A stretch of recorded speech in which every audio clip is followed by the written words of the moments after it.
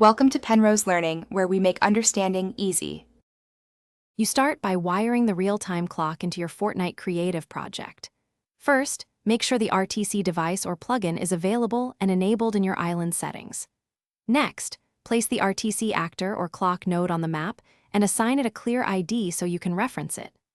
Once done, give the device proper permissions for server-side updates and save the island. This prevents client drift and ensures the time source is authoritative across all players. Now you configure synchronization and tie the clock to gameplay. Set an update interval, shorter for HUD precision, longer to save bandwidth, and choose UTC or a fixed offset to avoid ambiguity.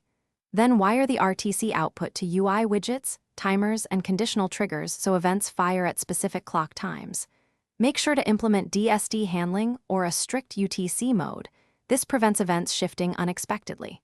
Finally, test with multiple clients. Finish by locking the server as the authoritative timekeeper and validating behavior under load.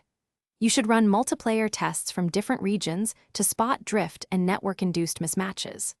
Once stable, add retry logic and periodic correction so minor desyncs self-heal without player input.